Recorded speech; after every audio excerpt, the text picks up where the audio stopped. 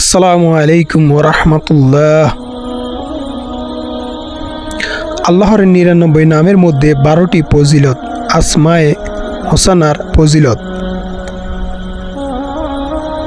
হযরত আবু হুরায়রা রাদিয়াল্লাহু বলেন, নবী করিম সাল্লাল্লাহু আলাইহি সাল্লাম ইরশাদ করেছেন, আল্লাহ তাআলা ৯৯টি নামে রয়েছে যে তা মুখস্থ করবে সে বেহেশতে প্রবেশ করবে। এই হাদিসের অনর্থ এরূপ আছে যে ব্যক্তি এই নামগুলো মুখস্থ করে নিবে সে নিশ্চয়ই বেহেশতে প্রবেশ করবে। এই নামগুলো হচ্ছে আল্লাহর, যিনি ব্যতীত কোনো মাবুদ নেই। আল্লাহর ৯৯ নামের ১২টির ফজিলত। ১ নম্বরে ইয়া আল্লাহ। যে ব্যক্তি দৈনিক ১০০ বার আল্লাহর নামটি জিকির করবে আল্লাহ পাক তার ঈমান দৃঢ় করবে। পার্থিব কোনো লোভ, লালসা বা চলনা তার ঈমান নষ্ট করতে পারবে না। ২ নম্বরে ইয়া রহমানু। যে ব্যক্তি দৈনিক প্রত্যেক নামাজের পরে ১০০ বার ইয়া রহমানু পড়বে ইনশাআল্লাহ তার অন্তর থেকে সকল প্রকার কর্কশতা ও গাফলতি দূর হবে। ৩ নম্বরে ইয়া রাহিমু।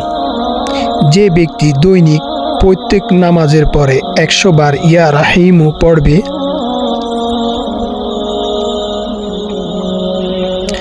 আল্লাহ তাআলা দুনিয়াবিদ বালা মুসিবত দূর করে দিবেন। ৪ নম্বরে ইয়া মালিকু।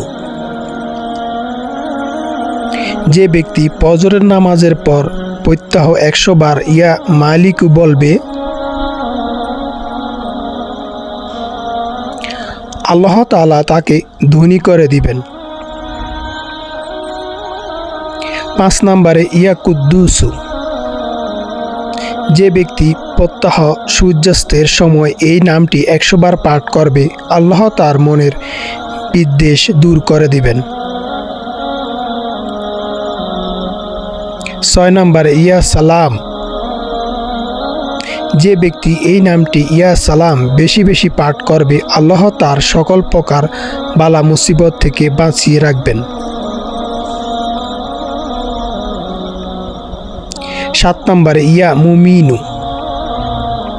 যে ব্যক্তি কোনো ভয়ের সময় ৩৩ বার এই নামটি পড়বে আল্লাহ পাক সব প্রকার ভয় ভীতি ও ক্ষতি থেকে নিরাপদ রাখবেন।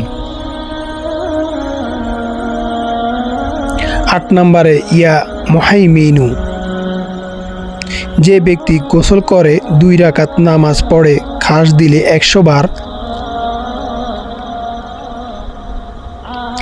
ইয়া মুহাইমিনু এই নামটি পড়বে আল্লাহ তাআলা তার ভিতর ও বাহির করে দিবেন।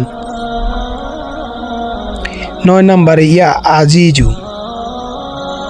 যে ব্যক্তি ৪০ দিন পর্যন্ত একাধারে ৪০ বার ইয়া আজিজু পড়বে আল্লাহ পাক তাকে সম্মানিত ও মুখাপেক্ষী করে দেবেন। ১০ নম্বরে ইয়া জাব্বারু। কেউ যদি উক্ত নামটি হাতের আংটির পাথরের খোদাই করে ব্যবহার করে তবে সে যেখানে গমন করুক না কেন লোকে তাকে সম্মান করবেন। ১১ নম্বর ইয়া মুতাকাব্বির। যে ব্যক্তি নিদ্রা যাওয়ার পূর্বে ওযু করে পবিত্রতা স্থানে এই নাম পাঠ করবে আল্লাহ তাকে ভয় ভীতিপূর্ণ কোনো স্বপ্ন দেখাবেন না। ১২ নম্বরে ইয়া খলিকু। যে ব্যক্তি একাধারে ৭ দিন পর্যন্ত এই নামটি সদা সর্বদা জিকির করবে আল্লাহ তাআলা তাকে বিপদ আপদ থেকে মুক্ত রাখবেন।